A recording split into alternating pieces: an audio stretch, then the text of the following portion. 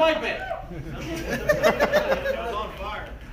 Ladies and gentlemen, it is my proud pleasure to introduce to you the first head of the three-headed monster. Ladies and gentlemen, the wonderfully funny comedian and doesn't slur as much as I do. Ladies and gentlemen, Xander the Blood!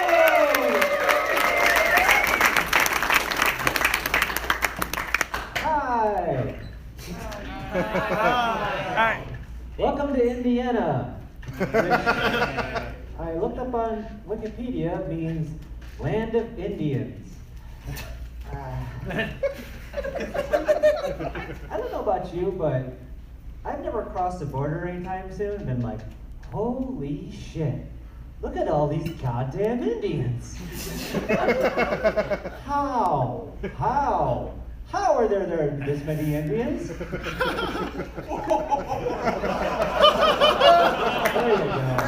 you go. Even if that was the case back then, whoever named Indiana, that's still kind of a dick move. That'd be like going to San Francisco now and being like, I have discovered the land of Gaytopia. Now, here's the thing. So, I'm going to skip a thing I was going to do, so yeah, that's how it goes. Anyway, if we were to rename Indiana, I think it's more known for the white race, the Indy 500.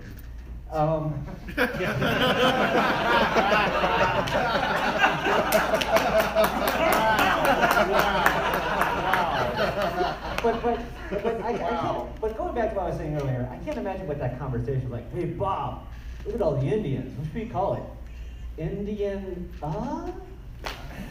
Okay, well, let's build a city. What should we call the city, or what should we call our metropolis? Indianapolis? Well, okay, people who move here, we can't call them Indians, so what about the people who move here? Hoosiers! That's all that went. And so if we were to rename this place, I think it would be called Racy Corny Shooty. Yes!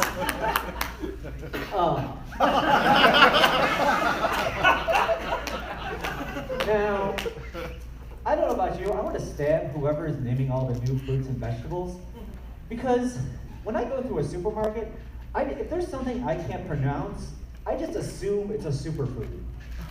I think it's some weird, conspiracy against the spelling bee or something like.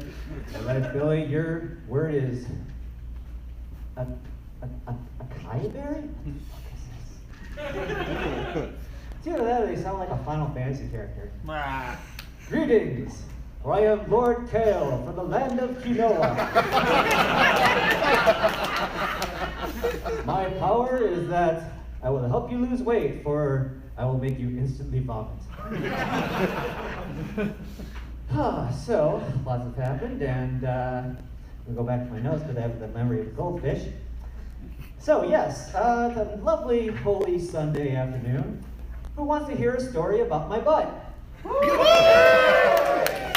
So, not too long ago, I did my business, and when I was about to flush, I noticed a little red. Now, that's not good. Either I can bear children now, or I have to go see the fucking doctor.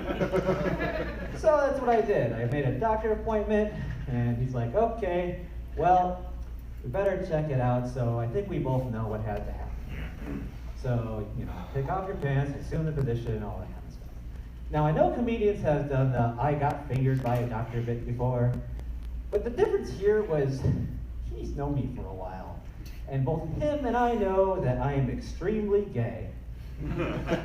So that just puts a whole twist on the whole, he's going through the regular motions and trying to be nice, but we both know the truth. Normally, he's boldly going where no man has gone before. Whereas with me, we both know this is strictly Federation space.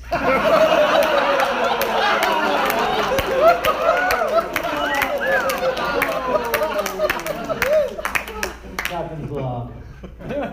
Same shit, different day.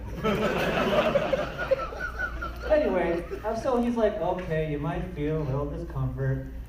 And as he goes in, I just wanted to look at you and be like, bitch, please. But no, like, I actually wanted to be nice and like go along with it. Do you feel good about this issue? Like, oh God, it's so big. You drew the biggest turkeys in class.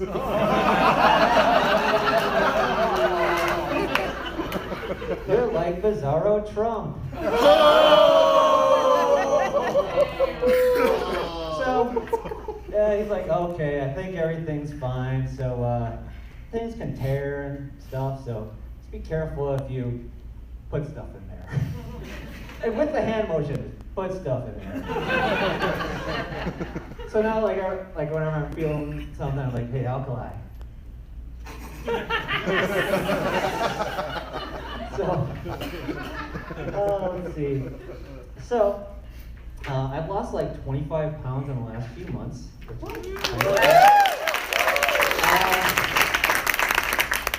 I feel proud of everything, but it's weird. I kind of realized that my daily struggle is way different from the rest of humanity throughout history.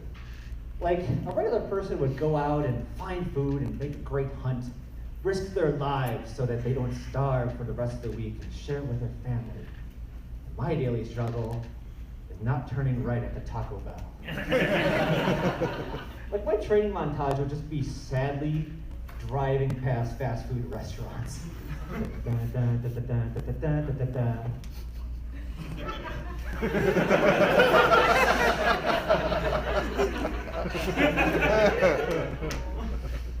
Like, so it's just weird because, like, I feel like if I don't concentrate enough, I'm just gonna black out and have a mouthful of chippies.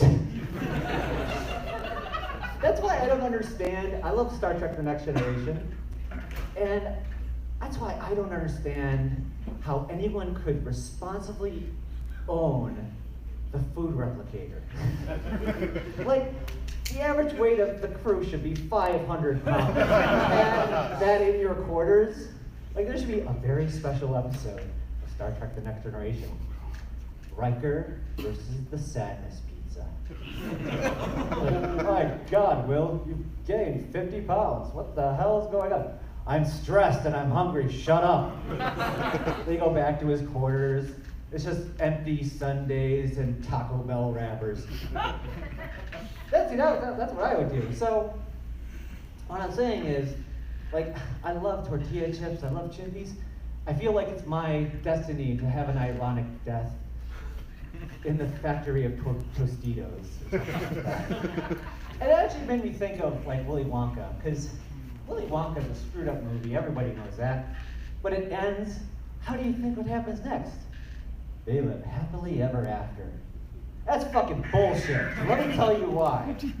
I think Willy Wonka was holding down, he just seemed like this weird, crazy dictator over the Oompa Loompas. Because look, he's got curly hair and a top hat, and he's fucking crazy looking, right?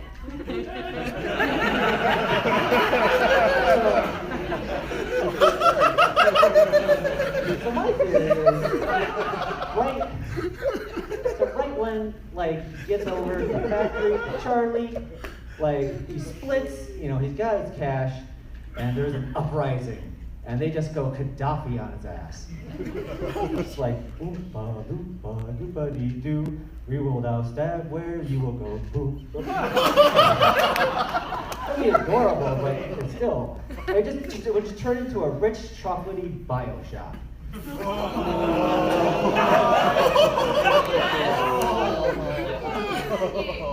Me too.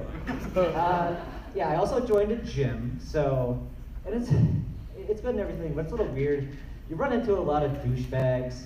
Like, there's a super ripped guy who had a shirt that said, "6-pack coming soon." And it's obviously already ripped, so it's like, when you go like, "Here's a world premiere, oh!" Like, whatever. So, I just thought that same shirt would be amazing on a big fat guy. Like, dude, we gotta hang out. This is hilarious. Let's go grab some beers. Like, 6-pack coming soon? Fuck yeah. All right, and then the other thing that doesn't fit to me is the music. It's all dance music. And the majority of people are lifting very heavy objects, very slowly. So it's like, Justin Timberlake's like, dance, dance, dance, fuck! It's like, dance, dance, dance, fuck, fuck, fuck, fuck yourself, JT. Gyrating bearded man-child, that's all I can think. So, it just doesn't fit. It's a weird situation where this doesn't mean that. It reminds me of this weird commercial I saw a long time ago for the Godfather Marathon. They showed a bunch of gyrating 20-teen-somethings doing a rave with on the screen was the Godfather trilogy. And then they would all stop and be like, and they would recite a line of the Godfather. Like, do people do this? Do they go out and like, hey, let's drop some E, watch the Mafia. Yeah. No, that doesn't fucking happen. So, what I like about, okay, here, if there was a dance video they could do for the Godfather, they could show like the clip of Sonny getting shot by machine gun bullets like on a loop. Something like that would be fun.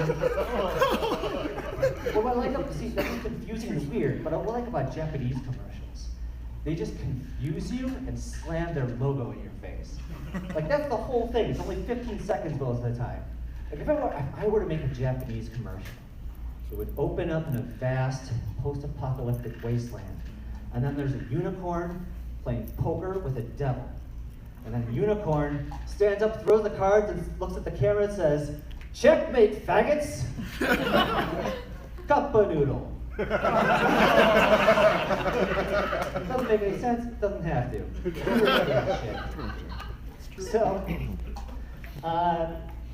I've noticed that like we live in a pretty safe world, and I find myself, you ever find yourself just doing shit that has no upside, but is like it's dangerous just to feel alive?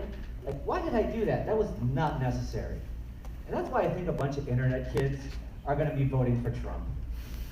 It's the same thing. It's like, it's like the same reason rich kids bungee jump. They're like, yeah! And I'm like, the rope is made of bullshit! But I mean, to be fair, I sometimes do the same things too. Like, I'll do this thing where I should have pulled into the gas station a long time ago, and goddamn, it's really close to empty. But man, it feels good. Just pull in there, and it's like you barely have enough gas. Like, the ultimate to me, if I pulled into a gas station, and I'm out of gas, I roll in to the gas station by the pump, like the inside would just be covered with white, right there. Boom! Oh my God. You ever see Demolition Man with the safety foam? That's exactly what that is. So I can kind of relate to that. So, don't take this next part too seriously. Because I always thought, like, if I was like really terminal, which is a weird term, if I knew I was about to die, and if I had my choice, what I would want to do is I want to go to the used car lot in a Memorial Day sale. And I would go up to the best deal along the lot and find it and be like, and find a salesman, like, find the camera and be like, hey, how much for this car? He's like, oh my God, it's 50% off. And that is when I trigger the bomb in my head.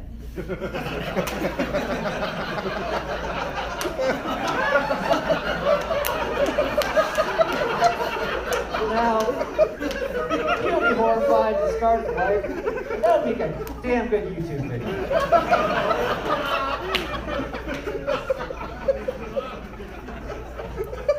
So, anyway, I'm just gonna wrap up here since, you know, we're behind and we had a fire alarm and all that crap.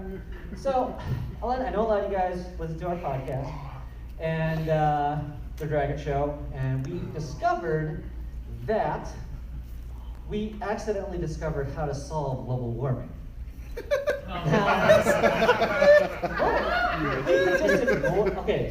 We could just ignore it, but like the cows in Jamaica, the stakes are too high. Oh, terrible jokes, get rid of it. Anyway, so we discovered that, okay, we have all this carbon, and don't get me wrong, fossil fuels are a problem. They go up and stuff. But another part is meat consumption. Too many people are eating. There's too many people, right? Okay, let's not kill people or anything, but we come out with a slogan. Hashtag buttfuck everything. Hear me out. We just go global with this. We make this everyone's first concern. Like, hey, straight people, make the second hole your first priority.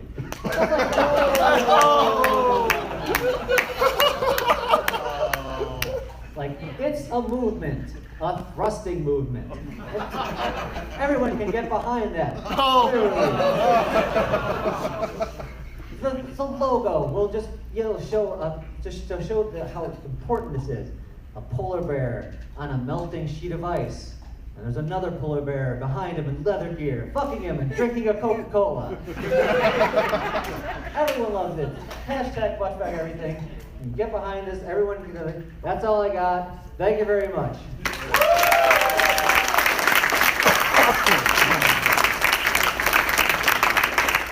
Ladies and gentlemen, Xander the Blue.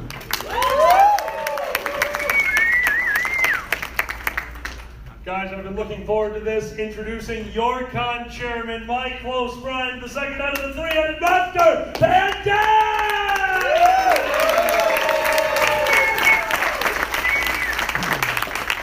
Oh my God. You had me rolling there, Xander. The Star Trek bit, the Federation territory, I leaned into Alkali's ear and went, next time you guys are together, ba ba ba ba ba ba ba. Oh my goodness. Well, it's awesome to be up here doing Three-Headed Monster once again. We took a break last year, but being up here again at IFC, I'm so happy about that. Back here at the Marriott. Love being back here at the Marriott. 2 Pokestops right here. You guys been playing the Pokemon? Oh yeah. I absolutely love it. I mean, it's a fat man's dream come true. This needs to be real. Seriously. Let me see if I get this straight. You give me a ball. I throw it at shit, and if I hit it, I can trade it for candy? Yes! Woo! Puppy candy! Kitten candy! Crying baby candy! Candy, my baby. We call this game Poke My Belly. Oh my goodness. Trying to get in the right mindset. A little bit thrown off by everything that happened about 15 minutes ago.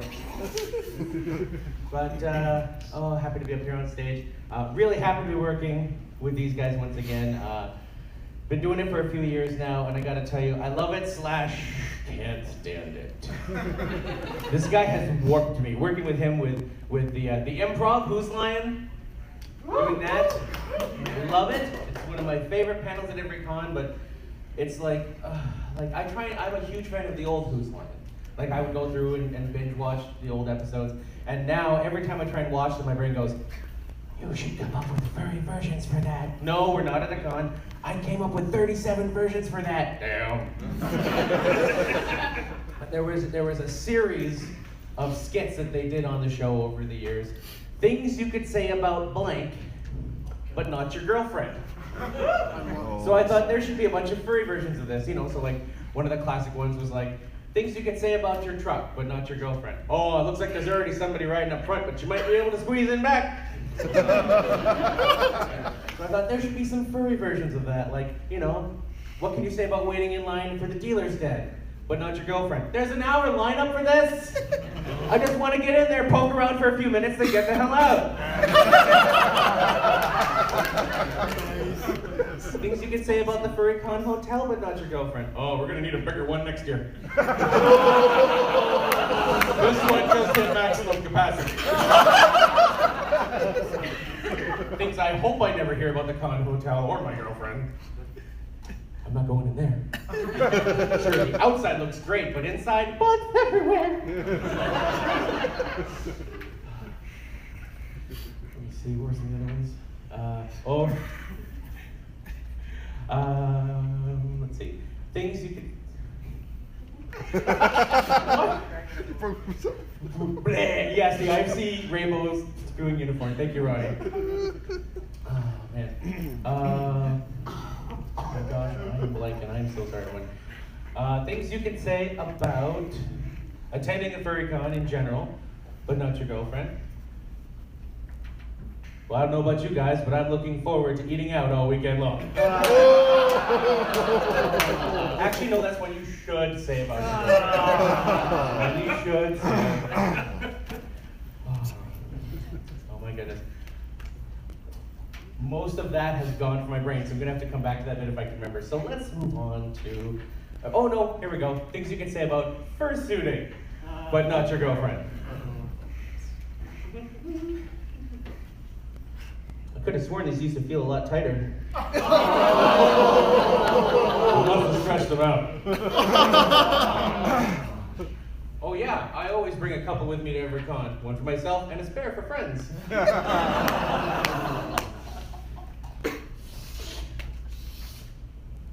Ew, it's all wet and sticky. That's my own fault though. I should have known not to get in this thing right after someone else just got out. Of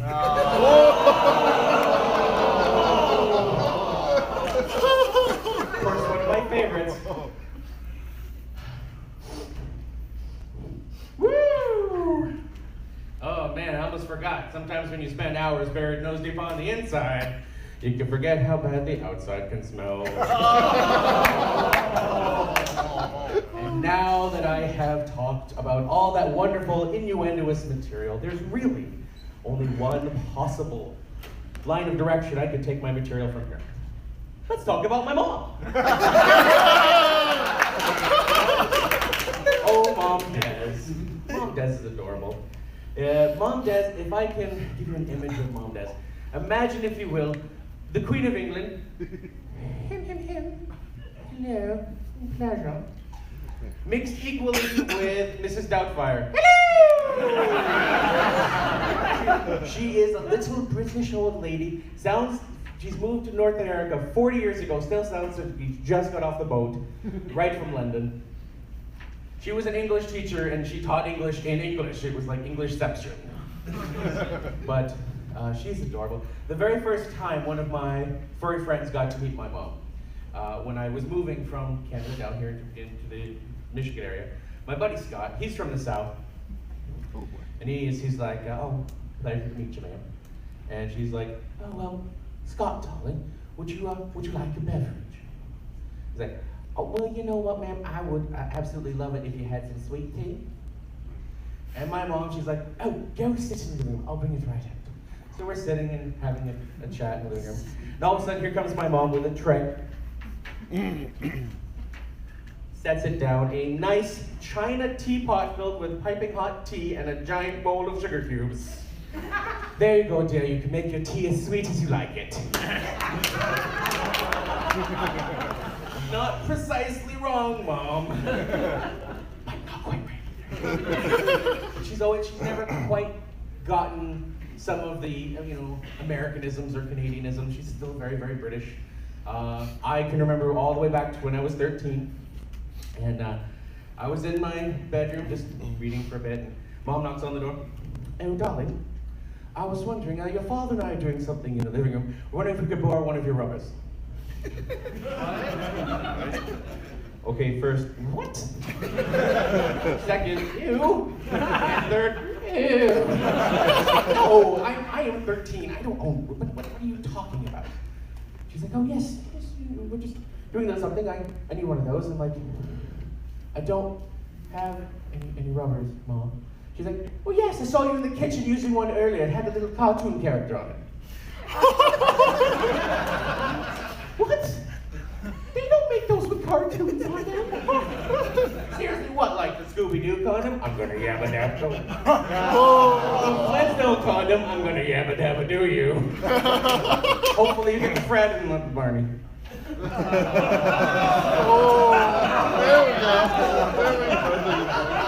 The Jetsons condom? Jane, get me off this crazy thing! The Scooby-Doo condom? Roya. Those can break, don't use those. That's how we got scrapped. I think Daphne wasn't in the last season, I'm just saying. But then I realized what she was saying. I'm like, I was in the kitchen doing my math homework earlier, and I had my Voltron eraser with the little cartoon Voltron on it, because I was old. And I'm like, okay, rubber. You want an eraser, because they call them rubbers in England. Stop calling them rubbers. It's an eraser, Mom. But she's always been like this. She's always been like, not quite getting things.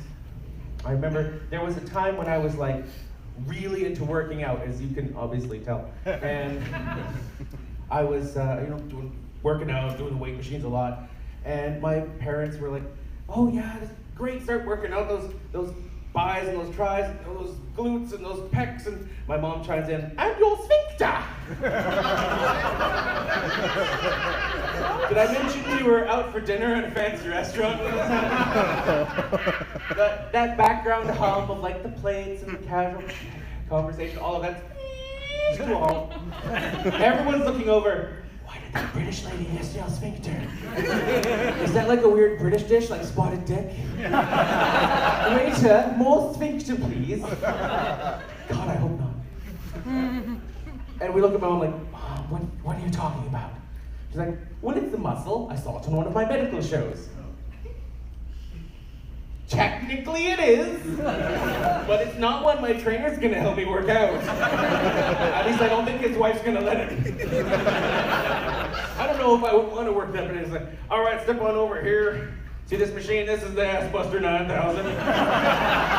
First of all, very important, there are 2 bottles down here. The first one is filled with spray alcohol. You use that one after.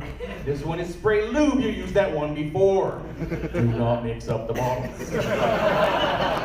Someone used the alcohol first one time, and then all I heard was, ah! And that was coming directly from his butthole. I did not know there were ass larynx until that occurred. But here's what you do, okay? Here we go. The lube. And you just squeeze down and ease down on it, ease on and squeeze. Oh, yeah. Oh, 9,000-pound butt press. Can you do that? No. I cannot, nor do I want to. But she's always been fun. Oh my goodness. Why are you laughing at me? Oh wait, I'm supposed to be laughing right now. Oh my goodness. I may have to call you up early because I'm a little flustered from the fire alarm incident. I do apologize, everyone. All of my material went up in smoke. Sorry.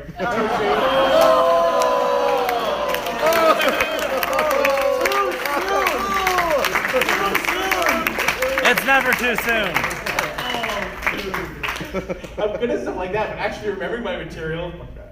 Oh my goodness. What else is Mom done? Oh. I honestly can't remember. I am so sorry. I think I'm going to have to call my buddy Alkali up a little earlier than I'd anticipated because I'm just a little bit not in focus, so I do apologize for that. But Alkali, would you please come up and save me right now from my own self? Thank you, everyone.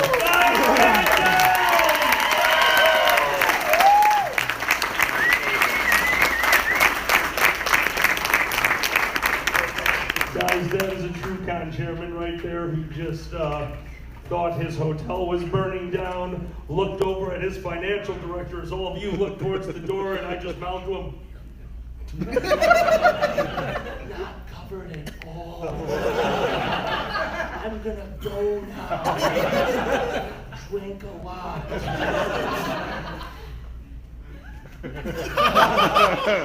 Some of you don't know what that is.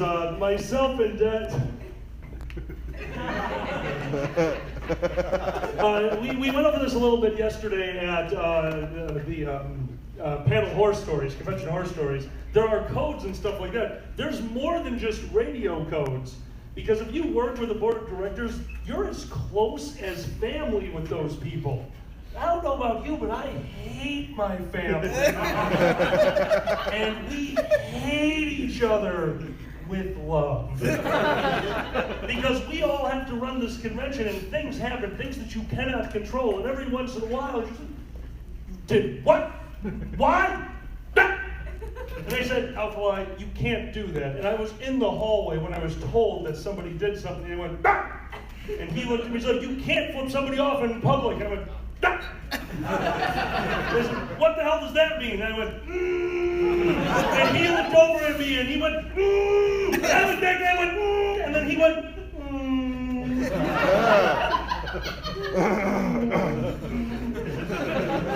And that is now a code.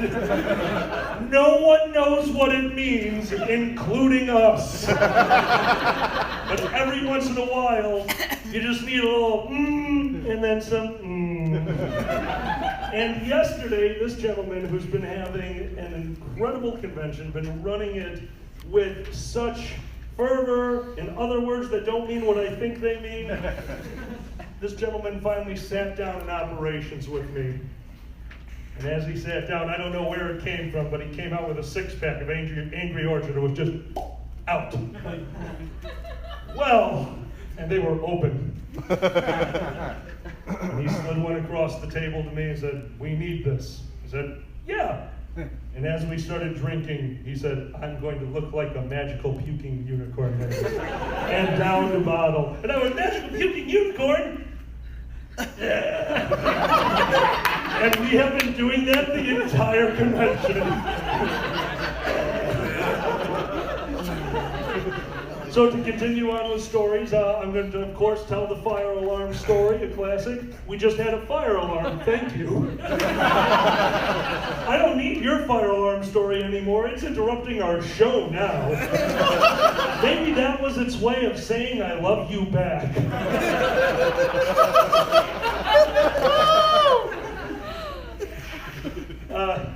I live with this dragon over here.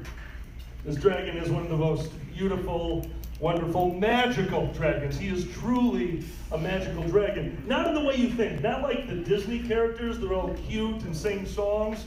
He's more like, you did what to where and how much does it cost to replace? Magic!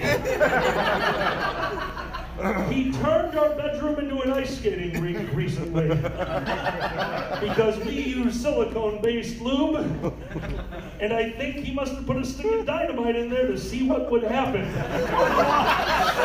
All I know is I came home and I thought I was wearing wheelies and just in my room. Could you give me a push in the other direction? I gotta go back to work. I almost fell.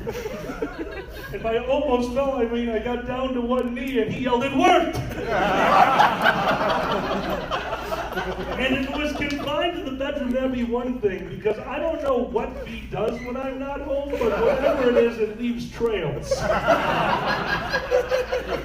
And it's not just dirty stuff either. You can actually, it's like family circus coming home when he's been home alone. Just chippy, chippy, chippy, chippy cat.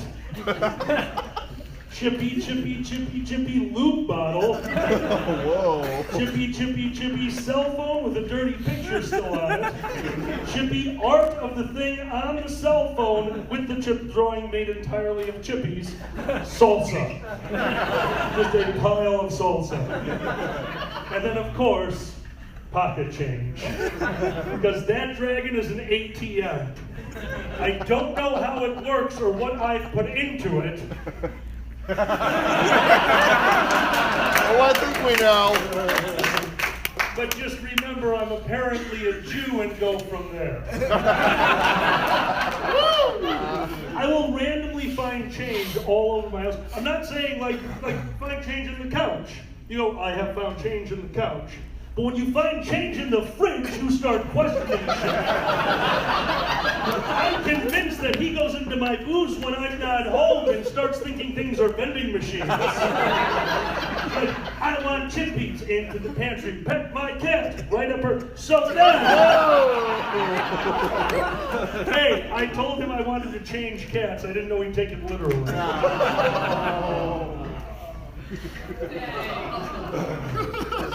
I'm sorry. I'm so sorry. So I did promise a few of you yesterday that I would tell this story while I was up here. How to begin. So once I assaulted a police officer. I'm very proud of this. He deserved it. But you see, one of my best friends is a police officer, and my other best friend is a lunatic. And it was the lunatic's bachelor party. Now, the cop and myself had decided that you don't need to remember your bachelor party to have a good time. You just needed to have stories about it. And then they remembered I was a stand-up comedian and realized that was a terrible fucking idea. Because this cop, this officer of the law, started pouring himself water shots while buying everybody else rounds. No. Rule 5 is you never drink alone, and that counts. And my friend realized what was going on, and he walked up to the guy and goes, "Dude, have you been drinking water shots?" and slapped him across the face. And my friend, the instigator, Steve, went, "Dude, that's assaulting a police officer." And John said, "That's not assaulting a police officer. This is assaulting a police officer." And wound up and slapped poor Mike so hard that he spun around like a tornado. He shot 5 people. As he went to the ground, he looked up and goes, "Dude, I can arrest you." And John, looking down at him, went, "Friend, no you can't. Your backup's not here." I actually have a lot of fun with that group of friends. It's very enjoyable what we do. We sometimes go on trips together because I don't get a lot of free time. So when I find out I have free time months in advance, I'm like, "Oh my God, we have to do something." And they never come to me. It's like, "Let's play Xbox." Like, "Yeah, that'd be fun. I'd love to hang out." They're always like, "Oh my God, let's go to a road trip. Let's go north until we get wet." Is that innuendo? Fuck you. All right, let's go. And on one of these road trips, Xander was there with us. We went to Wisconsin to a place called Christmas Village. Oh, no. Don't get ahead of me if you've heard it before. On this night, we started drinking. Now, our nights last quite some time. We enjoy staying up until the sun comes up, looking at it and going, "Ow." Because you, at the age we were at, you really do feel like you've won. Like, that's the light of the finish line. You beat the night. But if you look at us now, Kage's age, my own, if you look at that thing, that's just the light coming to collect you for your afterlife. Because you feel like you're dead. And you wonder why we can invent things that can do heart surgery from inside of you, but we can't put a dimmer switch on the fucking sun. So on this night, we started drinking. It was nice and light. A few light cocktails, beer, wine, cider. And a friend of mine sat down and looked across the table, and Johnny goes, "What, are you drinking some kind of a pussy drink?" And put down his rum, maybe, and did a shot of it. And John looked at his bottle of cider and knocked it off the table and goes, "Bring it, bitch." I locked the door. Xander dialed 9 and 1 on the phone, so it was ready for the final digit. They went and got a bottle of what I can only describe as gasoline mixed with Everclear. It was flammable, and we know that because of a story that I will never tell you because the insurance hasn't come through yet. John poured this gentleman 5 shots, and then got the ice bucket out of the fridge for himself and poured himself a glass. It wasn't opaque, so we never really knew how much was in the bucket, but we could assume. We could assume by his actions, because that's when it started. This gentleman across the table started doing the shots. I went, "Dude, waterfall," and just went for it. And I heard waterfall, so I grabbed the hose from the sink and started spraying them down. Because I had been drinking as well, and I am making bad decisions. John, who is larger yet shorter than me, walked over to me while I was spraying him down, and with one hand, because the other hand was on his bucket, picked me up and threw me into some artwork on the wall. I came down onto the ground, the artwork fell on me. Xander came forward drunkenly and yelled, "Wait a minute, it's okay! I'm an artist!" dentist, and we don't know what that would do, but it was replaced the next day. This went on for hours. For hours we were drinking and yelling and swearing and breaking. And the rest of the night is a blur. But that's not why I tell you this story. See, this is a story of caution, because I want to tell you about the next morning. Yep. This far into Wisconsin, there's no Waffle House, there's no IHOP, there's Bob's Pan. He lost the cakes a while ago. It's just Bob's Pan. Mom's dinner, that's it. That's where we're going. This place was about as big as this stage. There were 5 tables. You could see into the kitchen, and we all sat down. And that's when John, you remember John, loudly announced, "I must poop!" and ran into the washroom, and the rest of us are sitting there with our menus like, "Oh, we're not going to deal with this." And we hear from the bathroom, "Oh, fuck." And then the world exploded. The noise coming from that bathroom was so loud and so consistent that somebody thought the radio was going. I love that shitty song. You could hear the water from the bowl cleaning the rest of the toiletries. The front door opened for more people to walk in, and we thought it was because of the air pressure change that had been created. And finally, one of my friends who wasn't feeling that good went, "Oh God, I can't do it." Runs over to the bathroom and starts pounding on the door like, "I gotta puke. Doesn't take a turn. I'm using both ends." They weren't happy that we were in their restaurant. They're quite the opposite. But you know who was happy? And this always amused me because I looked around and there were people sitting there trying to enjoy a meal that we ruined. But I'm a comedian. I like to entertain. And there at the far table were 2 young children, possibly brother and sister.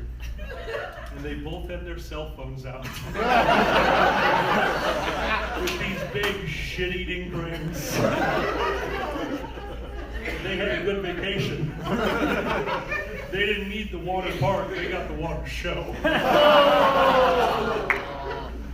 Don't drink and dine. Stay home the next morning, trust me.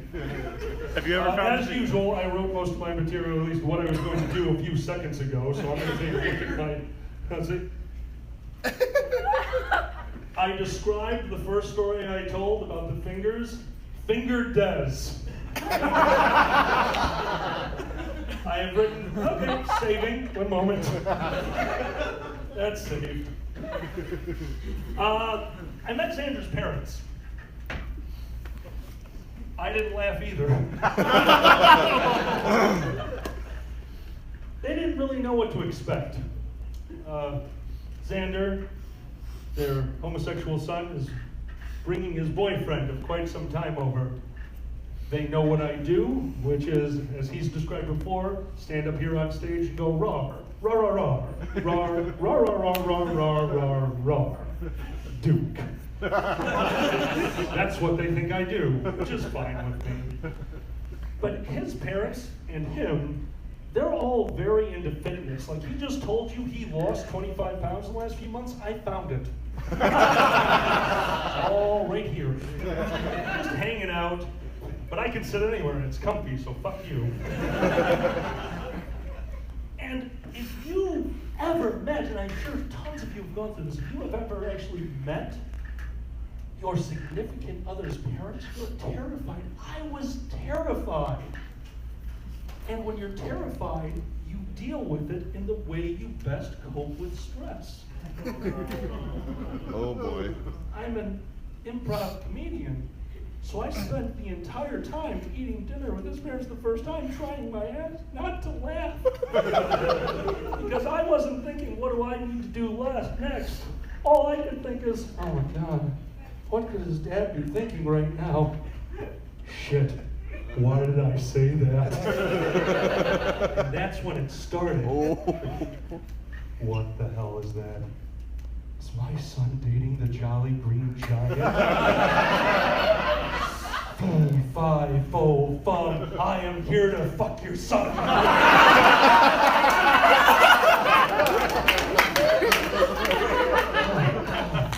Look at this guy. Did he order an hors d'oeuvre? Does he really need it? Fuck. Can't he just go home and lick a stamp or something? Maybe he should start smoking. Crack. What does Xander see in him? Can Xander see in him? Can he see through him? Can he see around him? That must be why he's dating. He can't see anyone else. God, he's starting to laugh. It's like a flabulanche. I bet you this fucker's Jewish. Hold on, this fucker's Jewish. All right, Xander's terrible at bills. All right, we'll put that one in an okay pile. Oh, is he going for seconds? Oh no, it just looks like he is. God, that's disgusting. Oh, he's talking now. I better politely nod. Oh, shins. And that is going through my head the entire time. And I'm just looking down at my boobs like, so what do you do for a job? I eat currency for the government. Yes, I professional eater. No, I eat. And this is all I did. And I left. I went to him, I'm so sorry. And he looked at me, he's like, don't be. I don't care if they hate you or not, but if you don't tell that story on stage, I will divorce you right now. So thank you, David. Thank you very much. Because of the fire alarm, we are all screwed up on time, and I want to make sure. Okay. Guys, I want to bring back the other two performers onto stage. We're very sorry for the shortened show, but we do need to end on time because the next panel needs some time to set up. So can I please have my other two comedians? Guys, this is Pandas and Xander. We are the three-headed monster. We hope you've enjoyed. We hope you enjoyed the time.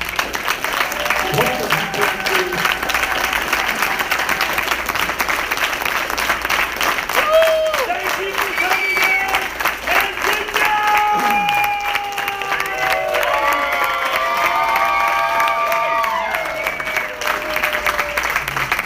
This afternoon.